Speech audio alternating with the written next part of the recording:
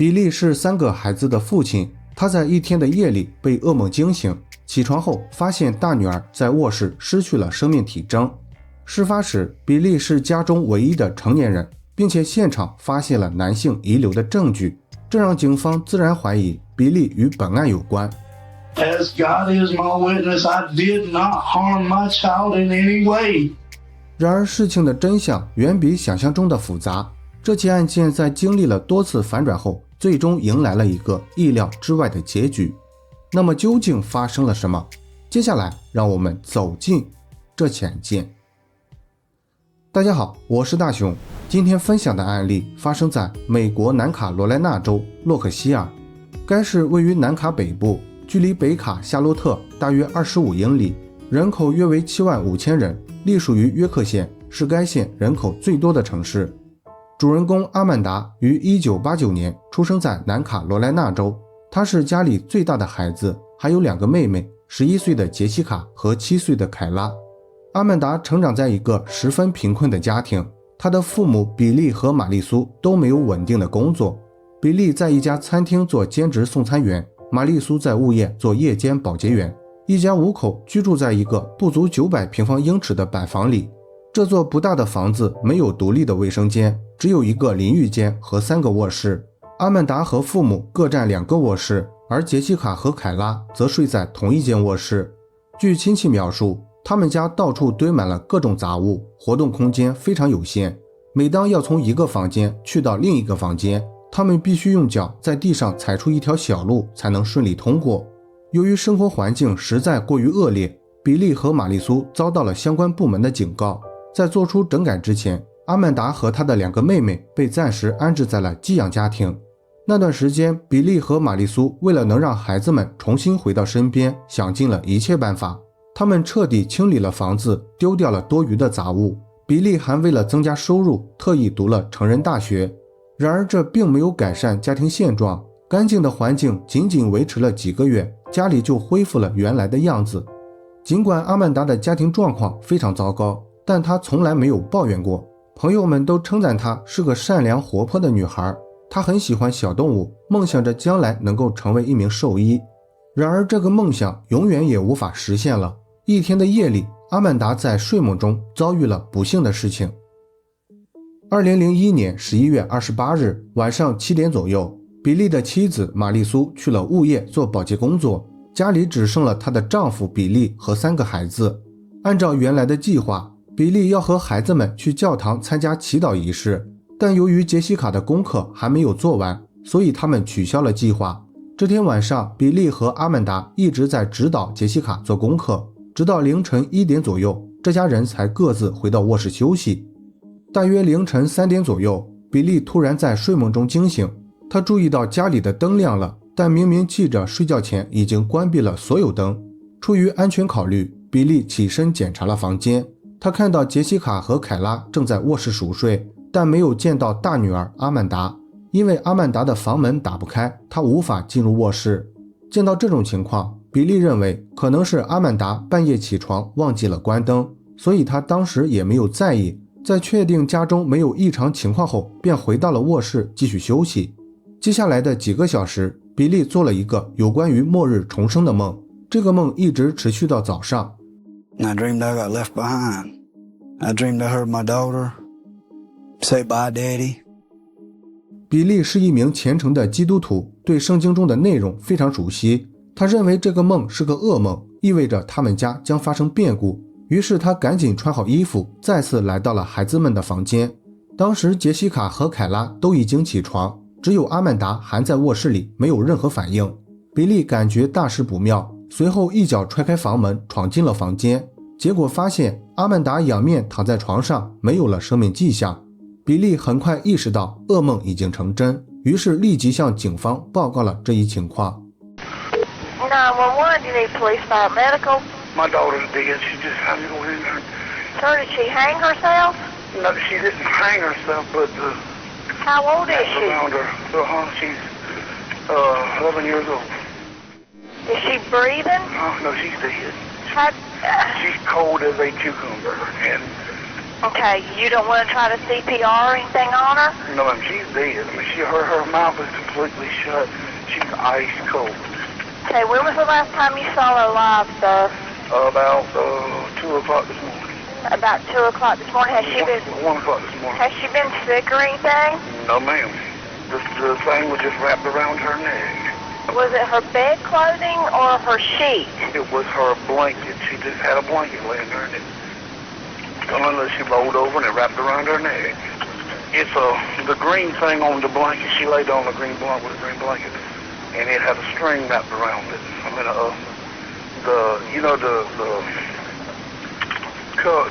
I gotta call my wife. Okay. Okay, what kind of house do you live in, sir? What color is your house? It's white, but she's gone on to be with the Lord, but she was a Christian.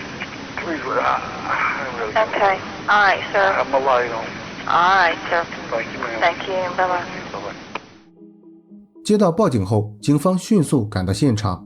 让他们比较意外的是，比利的情绪非常平稳，他没有表现出失去女儿的痛苦，反而一直在不停地解释阿曼达在睡觉时有翻滚的情况，他肯定是不小心被毯子窒息了。然而比利的说法与案发现场的情况完全不同，阿曼达的上衣被拉到了脖子位置，裤子上还发现了残留的男性体液，明显去世前遭受过侵犯。此外，比利家没有任何非法闯入痕迹，家里的门窗也都完好，没有发现外来指纹。种种迹象表明比利具有重大作案嫌疑，于是警方将他带回警局接受了进一步询问。Billy, could you state your full name for me? Billy Wayne Coates. 坐在审讯室里的比利还是坚持一开始的说法，表示阿曼达的死完全是意外。直到警方拿出证据证明阿曼达属于他杀，比利这才改变了之前的看法。Somebody killed Amanda last night in your house. You were the only one in the house. Honest to God, I cannot believe it. Why can't you believe it? Because I didn't hear them. I didn't hear anything. 比利解释了他没有听到声音的原因，由于他存在呼吸困难的问题，所以每晚都需要佩戴呼吸机入睡，而且他们家还有很多蟑螂和老鼠，不管天气多么寒冷，他们一家都要开着风扇入睡。这样做是因为流动的空气可以驱赶这些害虫。比利认为呼吸机和风扇的噪音遮盖了异常动静，所以才导致他什么也没有听到。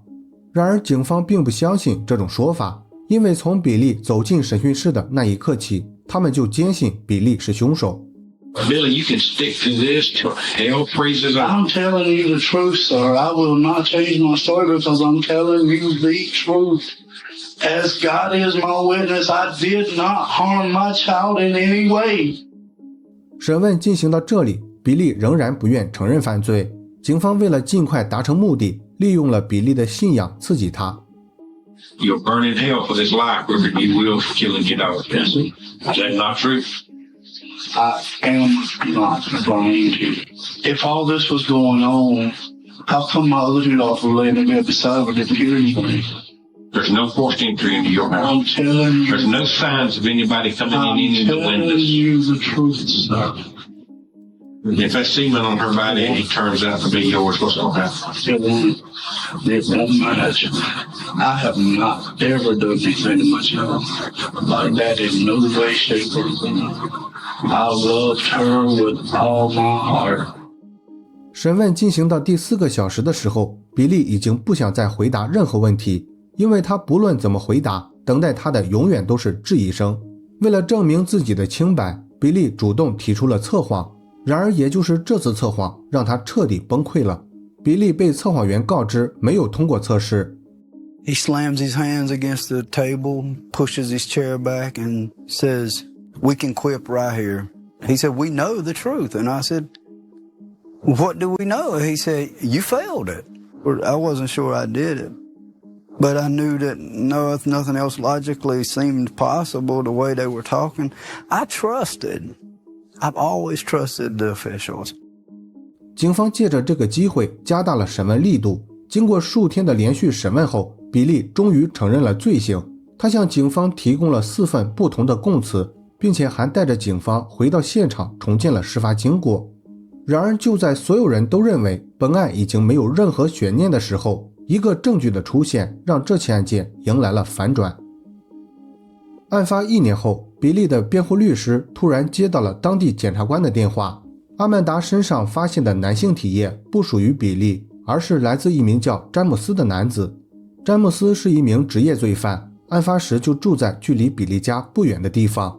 巧合的是，詹姆斯在事发后又犯下了其他罪行，那段时间他就和比利关在同一个监狱。实际上警方早就得知了检测结果，但由于各种原因，他们足足推迟了1年多才公开了这件事情。这份检测报告让比利的辩护律师感到非常意外，尽管比利曾多次向他表达过自己是无辜的，但他以前从来没有相信过。当被问到明知自己没有犯罪，为什么还要在认罪书上签字时，比利回答说他对法律一无所知，警方告诉他如果不签字他就会被判处死刑，所以他才迫不得已在认罪书上签上了自己的名字。另外，比利在被逮捕后其实主动申请过法律援助，但当律师准备与比利见面时，却遭到了警方的拒绝。警方给出的理由是比利不想见律师，而且还拿出了比利亲手写下的便条。事后，这名律师曾公开提出过质疑，他认为比利是在警方的胁迫下才写下了这张便条。案件进行到这里，真相似乎已经完全明了，但想要给比利洗脱罪名仍然是一件非常困难的事情。尽管詹姆斯已经认罪，而且检方也失去了最有力的 DNA 证据，但他们还是打算一条路走到黑。很快他们又提出了另一种理论，检方认为比利和詹姆斯认识，出于某些原因，比利和詹姆斯达成了协议，比利故意给詹姆斯打开家门，让詹姆斯祸害了他的女儿。这种理论合理解释了比利家没有闯入痕迹，以及 DNA 不属于比利的原因。检方的说法看似有些脑洞大开，但真实的情况确实如此。为了应对检方提出的这一理论，比利的辩护律师在审判即将开始前整理了大量相关证据。首先，詹姆斯可能掌握无损开锁的技术，这一点可以通过他以往的犯罪历史得到验证。詹姆斯在案发后又犯下了4起入室犯罪事件，在这4起案件中，警方均没有发现门窗破坏的痕迹。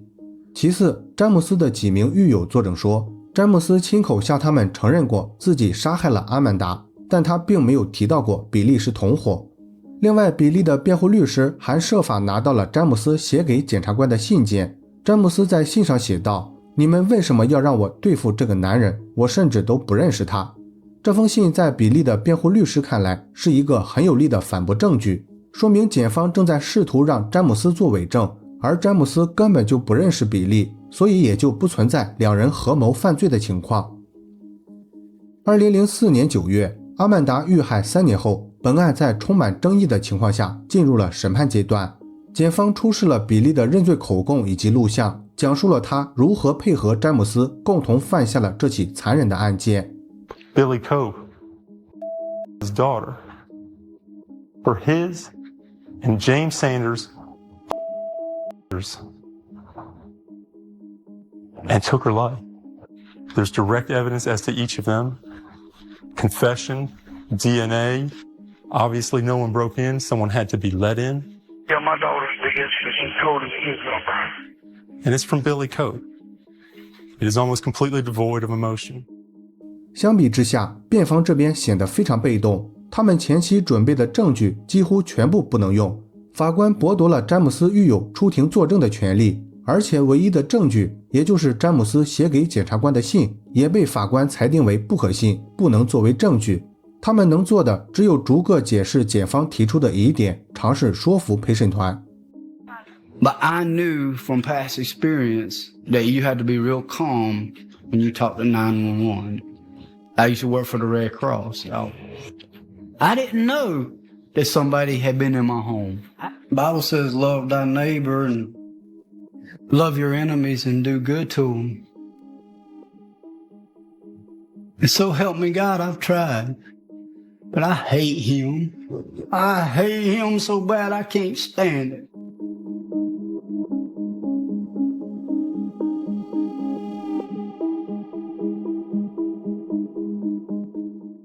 作为本案中已经确定的凶手詹姆斯，他在法庭上像是空气一样被忽略了，检方把所有重点都放在了比利身上。All I have to do is satisfy each of you that each one of them is guilty. And if they were both guilty, then they had to do it together. You don't hear them going, oh my God, please, please, hurry, bring somebody to help her. That's what a father would say. If he could even get that much out. 这起案件的审判大约持续了4周时间，陪审团通过相关旁证以及其他证据，最终做出了有罪的裁决。比利和詹姆斯因犯有谋杀罪以及其他罪行，被判处终身监禁，不得假释。比利对判定结果表示不服，5年后该案重新再审，不过最终的结果还是维持原判。2017年，服刑13年后，比利在监狱病逝，终年53岁。据了解，比利自从入狱以来就再也没有见过另外2个女儿杰西卡和凯拉，他们都非常排斥比利，认为比利应该对这起案件负有责任。2022年4月，杰西卡和凯拉首次就本案发布了一份声明，他们在声明中写道，在过去的13年里，比利说了一系列谎话，这使他成为了所谓的受害者。人们正在遗忘一名无辜的女孩失去了生命，阿曼达才是受害者，而不是比利。发布这份声明的原因是比利在病逝后引起了很多人的关注，大部分人都认为他是无辜的，但杰西卡和凯拉却坚定地认为比利就是凶手，因为他们也曾遭到过比利的伤害。比利女儿们的声明让本案变得更加扑朔迷离，大家有什么看法？欢迎在下方评论区里讨论。好了，本期案件分享到这里也就结束了。如果你喜欢我的节目，请帮我点赞加关注，非常感谢大家的支持。我是大熊，下期见。